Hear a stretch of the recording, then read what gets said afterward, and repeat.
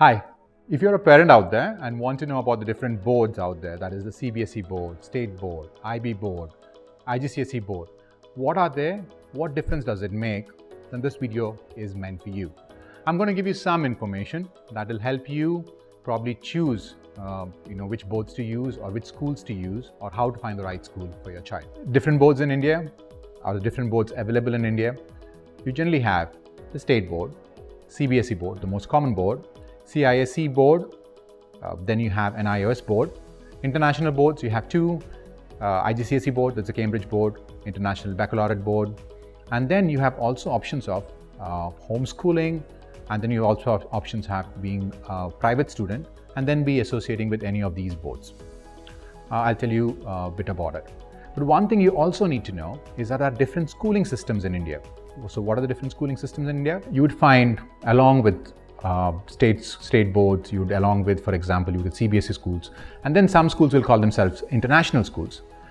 Generally, an international school should be the one that has got a curriculum that is an international curriculum. But then you would also see some CBSE schools calling them international schools. You'll also see some CISE schools calling them international schools. So you just have to be wary about international schools in India. An international school should have an international curriculum, but that's not true in India. Then you have Montessori schools, then you have Waldorf schools, then you have Jiddu Krishnamurti schools, then you have alternative schools, and then there are something called as special schools, gifted children schools, and so on. Now, these schooling systems have their own philosophy, have their own vision, have their own way to develop a child, and you need to know them before you put child in these schools.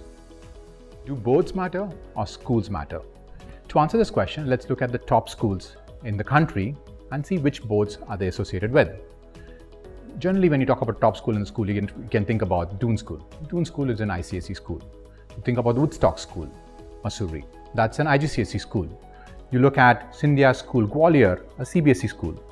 Mayo College, Ajmer, a CBSE school. St. George, Mussoorie, ICSE school.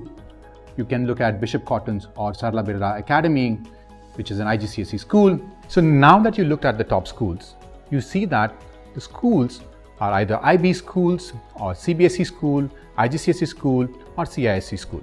So boards don't matter, schools do. So how are you going to decide on the best school or the best board for your child? Now, if you had to ask your child, which school you want to go or which board you want to choose, what would the child do? Unfortunately, the child doesn't have the information to decide, right? So what are you going to do? You are going to see, for example, what's the best that you can do, okay? So you have to be very clear in your mind, why are you educating your child? What's the objective? Do you want your child to grow up and get a job? Or do you want a child to develop himself or herself in the best way possible? The thing that you have to know is, knowing your circumstances, knowing your situation, are you doing the best for your child? And the school that you put your child into, is it developing them academically, mentally, spiritually, physically, emotionally, in the self? And finally, is it giving an overall development in all aspects?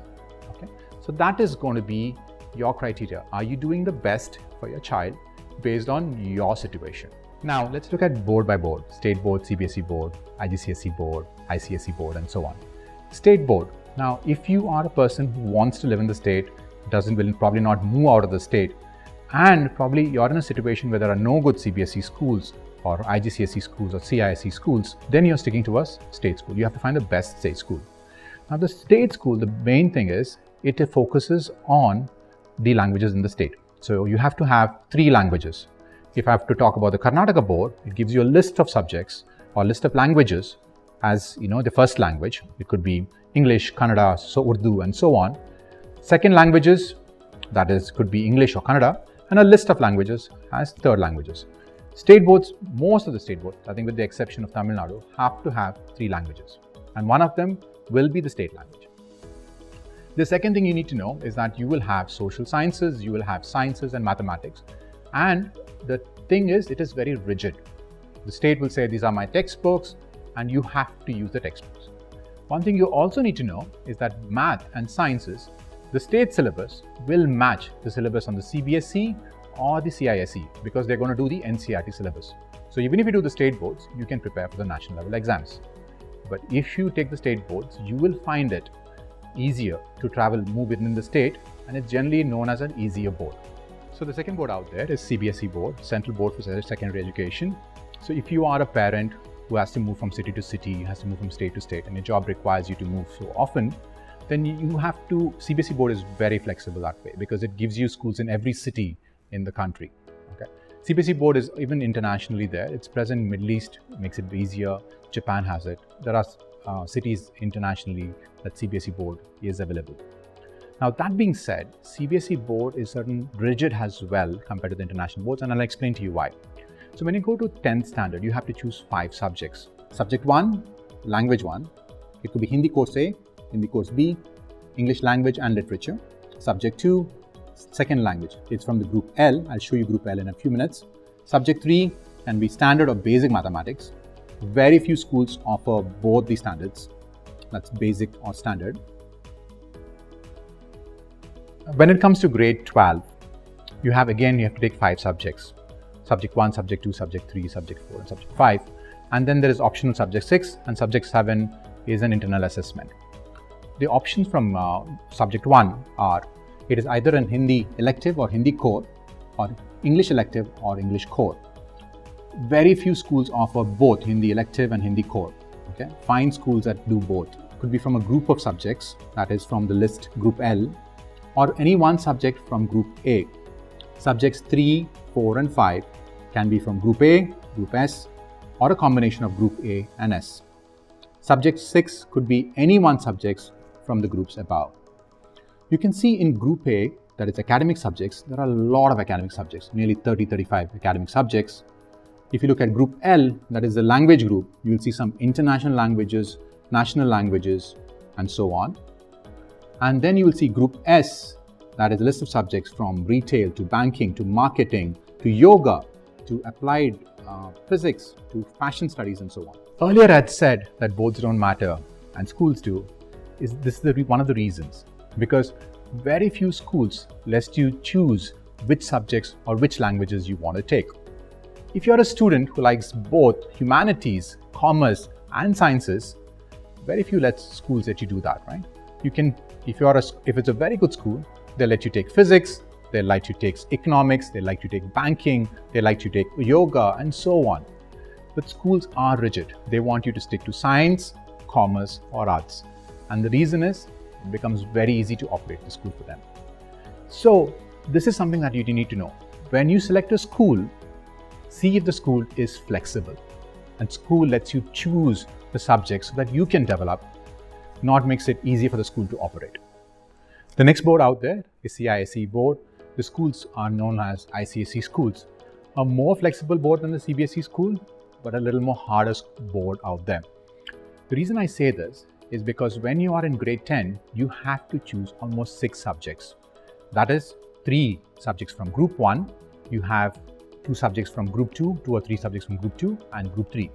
In group 1, you have English, a second language. You have to take history, civics, geography. It gives you a much broader view. And group 2, you have commercial studies, economics, mathematics, environmental science, science, a modern foreign language, a classical language. Or in group 3, any of the subjects from below, including yoga, fashion designing, hospitality management, and so on. Even in grade 12, the board requires you to take 5 subjects from the list out there. It doesn't let you choose or doesn't force you to choose science, humanities, or commerce subject. You can choose any one of them, any 5 subjects. Again, like I mentioned earlier, it's the schools that make it rigid as science, commerce, or arts. The board doesn't. So boards are more flexible, the schools aren't.